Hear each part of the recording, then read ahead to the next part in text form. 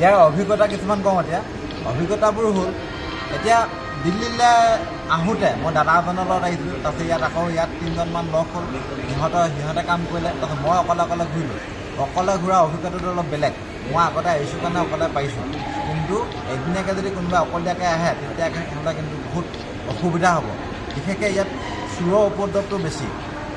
চোৰৰ কাৰণে একদম সাৱধান হ'ব লাগিব, কাৰণ চোৰ বজাৰ এখন একদম দিল্লীতে আছে আৰু চোৰৰ সেইটো কাৰণে একদম মানে উপদ্ৰৱটো বহুত বেছি।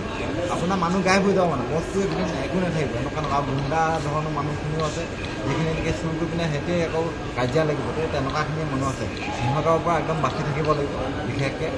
তাৰপিছত হ'ল মই গ'লোঁ দিল্লী গেটলৈ, তাৰপিছত লটাছ টেম্পুল গ'লোঁ, তাৰপিছত কুটুব মিনাৰ গ'লোঁ। তো তাৰ যিখিনি অভিজ্ঞতা নহয়, অভিজ্ঞতাখিনি বহুত ভাল লাগিলে। অকলে গ'লোঁ, মানুহক সুধিব লাগিব। বিশেষকৈ ধৰি লওক হিন্দী আৰু ইংলিছটো অলপ জানিব লাগিব, তেতিয়াহ'লে আপুনি গোটেই দেশখন ঘূৰিব পাৰিব মানে বিশেষকৈ।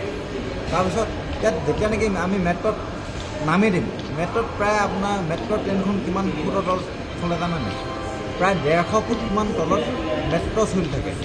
তাত আপুনি যদি সোমাই দিয়ে, এতিয়া ওপৰত বহুত গৰম হয়, তো গৰমত আপুনি ঠাহনি নাপায়। কিন্তু তলত যেতিয়া নেকি যাব গোটেই AC হয়, আপোনাৰ ঠাণ্ডাত মানে একেবাৰে ক'ব নোৱাৰা হৈ যাব।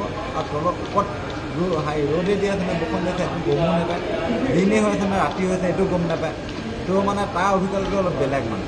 কিন্তু এটা কাৰণে ভয় লাগে, বহুত তলত থাকোঁ ন, কেনেবাকৈ যদি কিবা এটা যদি এনেই আমি ভাবি থাকোঁ ন, মনতে ভাবোঁ যে ভূমিকম্প দিলে কি হ'ব। তো সেইটো কাৰণে ভয় লাগে মানে। 150 ফুটমান তলত আপুনি মানে ওলাই আহিব নোৱাৰে মানে ন কথা।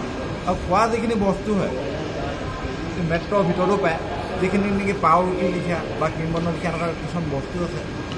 মানে ইয়াত মানুহে ভাত নাখায়, ৰুটি জাতীয় বস্তু খায় বা পৰঠা খায়,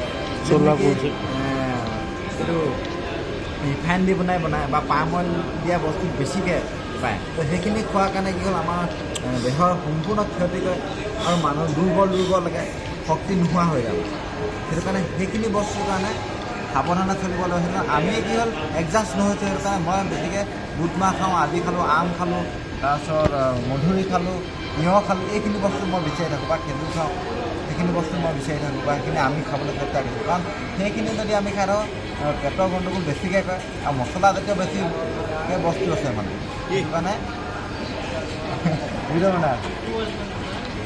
সেইটো কাৰণে মানে কি হ'ল বাচি থাকিব লাগিব, খোৱাৰ কাৰণে বেছিকৈ বাচিব লাগিব ইয়াত। আৰু খোৱা অভিজ্ঞতাটো সেইটোৱে আমাৰ লিখীয়া নহয় মানে। আমাৰ যিটো অসমৰ যিটো খাদ্য সম্ভাৰৰ লগত ইয়াৰটো নিমিলে মানে।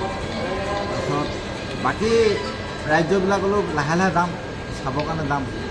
সেইটো মোৰ প্লেনিং আছে। আপোনালোকে বহুতে জানে যে 28খন ৰাজ্য মই ভ্ৰমণ কৰিম বুলি কথা দি থৈছোঁ, বা সেই আমাৰ অসমৰ তুলনাত ক'ত কেনেকুৱা ধৰণে কাৰ উন্নত হয় সেইটো চাবৰ কাৰণে যাম। বিশেষকৈ ইয়াত এনেই উন্নত হয়, কিন্তু খোৱাৰ ক্ষেত্ৰত কিন্তু অসমৰ লেখীয়া নহয়। আমাৰ অসমৰ মানুহখিনি সতেজ সবল হয়। গুৱাহাটীত এটা বেলেগ, ইয়াৰ এখন মানে মহানগৰ হয়, তাৰ কথা বেলেগ। মহানগৰত কি হ'ল এই তেনেকুৱা ফাষ্ট ফুডৰ বস্তু বেছিকৈ পোৱা যায়, সেইটো কাৰণে মানুহখিনিও মানে সেনেকুৱা ব্ৰইলাৰ ৰাখোঁ। আমাৰ গাঁৱলীয়া লেখীয়া নহয়, শক্তিশালী নহয়। ধন্যবাদ।